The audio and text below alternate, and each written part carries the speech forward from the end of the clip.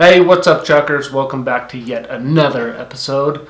Today we're going to be talking about how to wash a black car, any car for that matter, and not get swirl marks in it. I've been doing this car for 5 years and I've yet to get a swirl mark in it. Watch what you're doing and take your time. So the water around here is so hard you could actually make a meal out of it. It's terrible. You see a lot of the cars driving around with sprinklers that hit them in the middle of the night, and then the morning sun baked that hard water on there. Good luck getting that off of there. The way I have gotten around this is I've actually plumbed my hot and cold water to go through the outdoor spigots, the hose bibs. So I have hot, cold, soft water supplied to my outdoor faucets. So make sure you use soft water. If you don't have access to soft water, you can always do this in one of those self-service bays at the car wash. Just take your supplies with you. You look like a dork, but the end product will be well worth it. Okay, so let's start with supplies. First, you need your bucket and soap. Then you need your hose or pressure washer. You don't have to use a pressure washer. And then you need lots of microfibers. I used 2 dry microfibers and a wash microfiber, and then I had my step stool. So I start with spraying the car off or hosing the car off initially.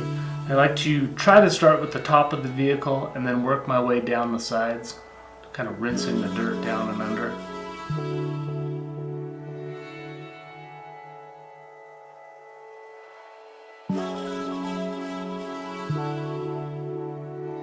So we're just removing the dirt. Don't forget the undercarriage.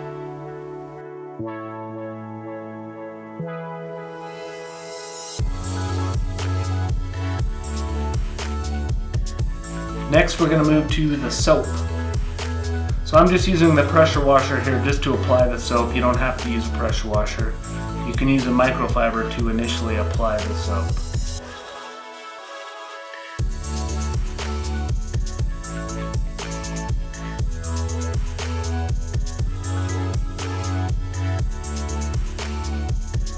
Next, we'll use our wash microfiber.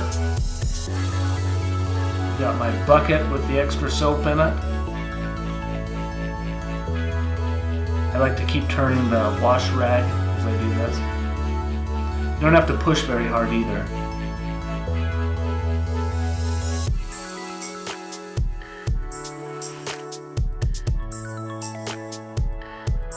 I don't really have a preference on the soap. This stuff just smells particularly good.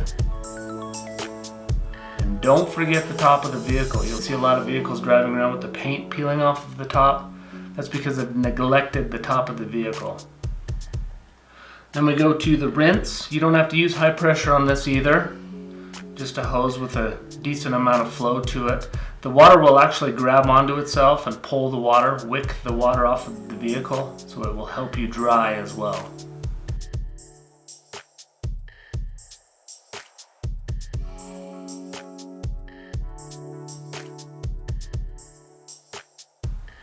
Now we will move on to drying the vehicle for the first time. This is probably the biggest key right here.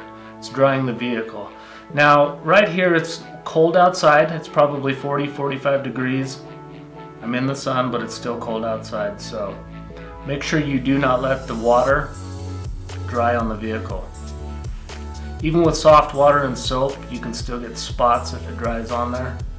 So keep going over the area until you get all of the water removed.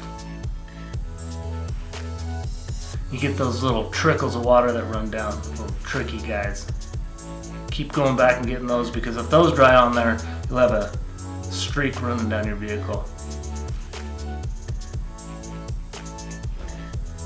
And we dry it for the second time, and on this time around, I like to get the inside of the doors. That's one thing. When you trade in a vehicle, that's something they look at.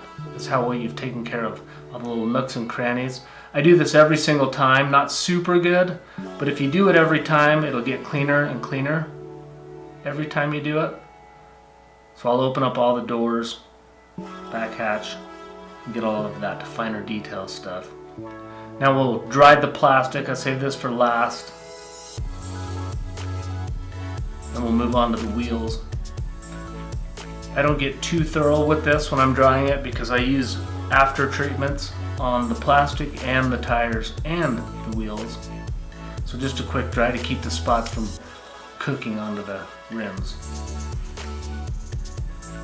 Right here I'm applying a polymer final coat. I've tried this for the first time recently.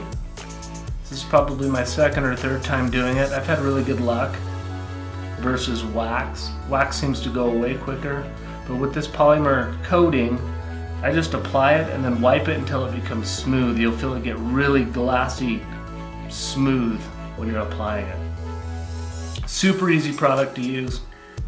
So far I really like it. And here is the after.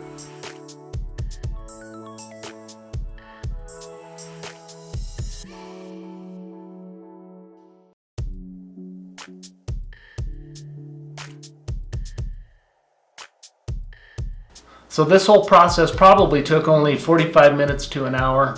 So again, I've been using this technique or these techniques on this vehicle for 5 years now. 0 swirl marks. I've had really good luck with it. Kind of improved it myself, tweaked it here and there. It's really not that complicated. You can do it. Just make sure you have soft water and then dedicate your microfibers to a vehicle. I was fair warned about owning a black car. I kind of ignored it. They do look good for a day or two afterwards, but you really have to keep up on the black cars. So that is it, Chuckers. Thanks for watching. I hope you learned a little. If you have any improvements to my washing techniques, drop a comment below. Have yourself a good day. See ya. Whoa, I almost forgot. Get yourself one of these. It'll save you a lot of time and having to rewash your vehicle. It's the old car duster trick. See ya.